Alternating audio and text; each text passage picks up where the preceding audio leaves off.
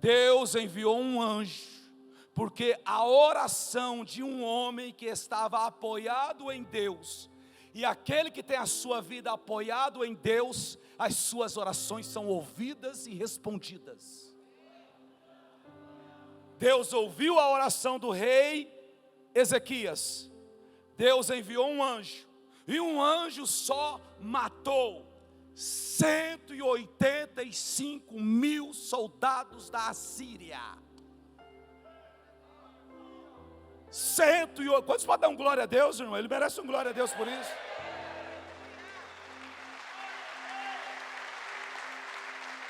Então ele viu um anjo, o anjo mata 185 mil soldados. Me ajuda aí, pastor Tiago, os pastores, para eu dar o versículo para os irmãos. 185 mil soldados da Síria são mortos.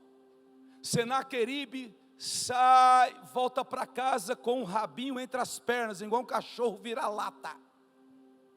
O rei da Síria, Senaqueribe, com o rabinho entre as pernas, volta para casa, lá para Nínive. Quando ele chega lá, que ele vai buscar o seu Deus de pedra, um dos seus soldados mata ele. Por quê? Porque ele foi morto, e a partir dali o reino dele vem à ruína. Então o anjo do Senhor saiu e matou 180. Vamos ler, vamos pegar 2 versículos. Vamos a partir do versículo 34. Pelo caminho por onde vier, por esse voltará, mas nessa cidade não entrará, diz o Senhor. Porque eu defenderei esta cidade para livrar, por amor de mim e por amor do meu servo Davi. Verso 36.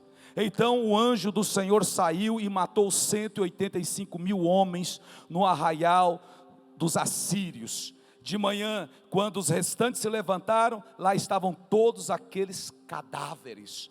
Versículo 37. Então Senaqueribe, rei da Assíria, levantou o acampamento, foi embora, voltou para Nínive e por lá ficou. Verso 38. Certo dia, quando ele estava adorando no templo do seu Deus, D minúsculo, Deus da Xuxa, tá?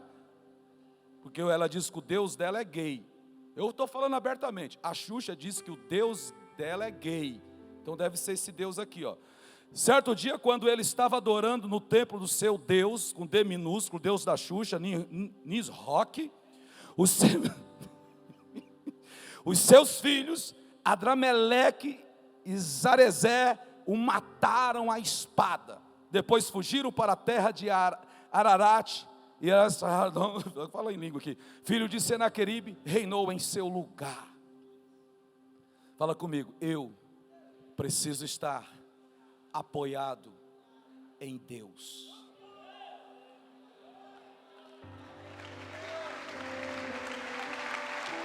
Aleluia. Aleluia. Precisamos estar apoiado em quem? Em Deus. Então nós estamos dentro do contexto histórico, porque já aconteceu. Pastor, existe prova desse império assírio? Quando começou a Revolução Francesa, em 1798, no século XVIII, aí houve a Revolução Francesa, então veio os ismos, humanismos, não sei o que ismo, tudo esse negócio, veio os filósofos e tal, aí eles partiram para cima da Bíblia, e os europeus se espalharam, foram para a região da Mesopotâmia. Na região da Mesopotâmia eles não encontraram nem ruína de ninguém, e eles voltaram para a Europa. Eles diziam o seguinte: a Bíblia é uma utopia, a Bíblia é uma mentira, não existe ruínas, navegamos os rios, andamos por todo quanto é lado. Se tivesse uma cidade gigantesca como da Babilônia, como da Síria, nós teríamos encontrado. Enquanto esses meros mortais idiotas estão zombando da Bíblia, Deus permite que uma outra pessoa, eu não tenho o nome dele aqui, mas eu posso pegar até terça-feira que vem, um arqueólogo, ele vai para lá e ele vai pesquisar, e ele começa a pesquisar, ele encontra um beduíno, porque você tem que ir nas pessoas que conhecem a geografia local, amém? Você vai lá para o sertão, se você se perder, você vai procurar uma pessoa que mora lá na região, e ele vai dizer, ó, pega aqui, entra na direita, na esquerda e tal, que você vai chegar lá. E o beduíno tinha umas coisas antigas, que arremetia a nações antigas. E ele perguntou: onde você encontrou ele? Ele disse: lá naquele monte. E o rio que vinha dava uma volta pelo monte. E um monte gigantesco. Eles subiram, cavaram 1,5 metro. Quando eles cavaram 1,5 metro em cima do monte, eles começaram a encontrar ruínas. E eles encontraram as ruínas da Babilônia. E por que o rio desviava? Porque o texto da Bíblia diz que o rio passava por dentro da cidade da Babilônia. Mas a mesma Bíblia que diz que o rio passava por dentro da cidade da Babilônia, lá em Daniel diz que o império dos medos e dos persas desviaram o curso do rio para invadir a Babilônia. Os medos e os persas desviaram o curso do rio, e aí eles invadiram a Babilônia. E a grande prova foi esse monte. Aí ele encontra, e eles começaram a encontrar ruínas da Babilônia. Depois encontraram também ruínas do império da Assíria, que veio antes da Babilônia. E Deus abençoar a sua vida, para um dia você ir lá na França, e lá, amém, irmão, fala amém. Quem está falando aqui é um ex-cortador de cana. Eu fui lá no Louvre, eu fui lá em Paris, e grande coisa, irmão, pensa num lugar imundo, sujo, só tem rato lá. Pensa numa porcaria. Lugarzinho feio, horrível. Sou mais aqui a Praça do Ferreira, irmão. O pessoal fica: Paris e não sei o que. Você lá não tem tempo para fazer nada. Você está olhando, o cara: ei, meu irmão, o cara quer te socar o uísque, quer te socar. Olha, é um lugar sujo, imundo. E quem quiser visitar, visita logo, porque daqui a pouco, meu irmão, é como diz Olavo de Carvalho, a Europa vai estar impedida para os outros visitarem lá. Você vai ver o que está acontecendo. Já está acontecendo coisa lá. Mas bora para cá. E fui lá, e eu filmei. George, me ajuda no terça-feira que vem mostrar o vídeo que a gente filmou lá no Louvre. Amém? Assuma essa responsabilidade. E nós filmamos. Eu mandei umas fotos para ele do que eu filmei lá. E vamos aí por ordem aí, amém? Coloque a primeira foto que eu te mandei. Está aí, ó. Esculturas de Sargão 2. Por que a arqueologia descobriu e colocou o nome de Sargão 2? Porque nas suas ruínas, no palácio, no templo que ele erigiu e que ele levantou para a glória dele, ele colocou o nome dele. Esse cara foi um dos maiores conquistadores. Vamos para outra foto.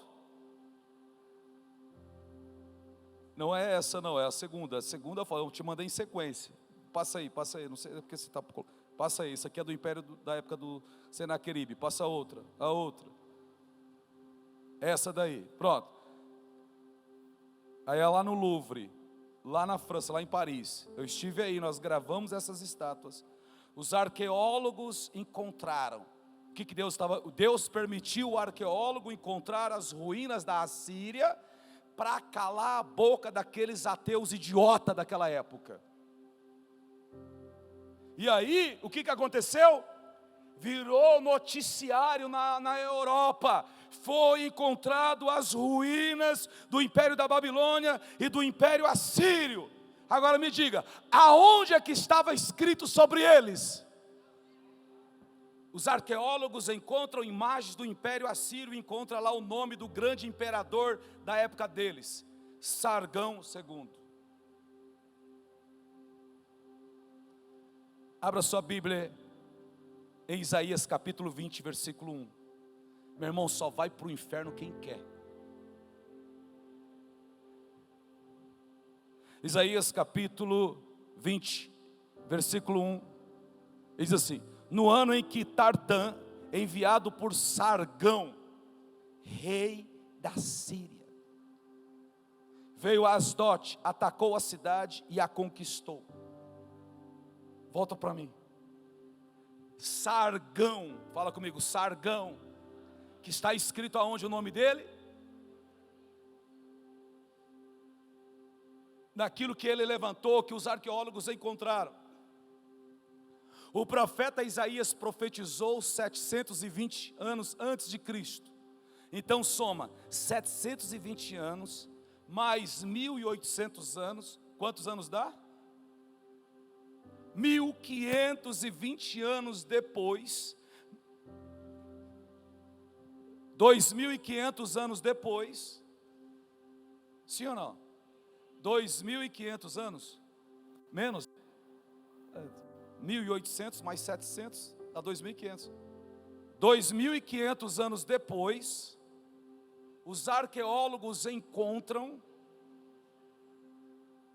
imagens que falam do Império Assírio que existiu, e lá na base daquilo que eles construíram está o nome Sargão, e o nome Sargão está escrito aonde? Na Bíblia. Por isso que houve um ateu que se converteu e ele escreveu um livro dizendo: a Bíblia tem razão.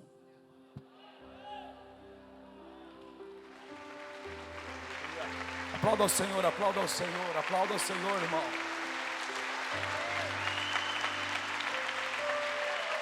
Fala comigo, esse é o Deus que eu sirvo, esse é o Deus que eu adoro, esse é o Deus que eu glorifico, é para Ele que eu canto, é para Ele que eu glorifico, aleluia!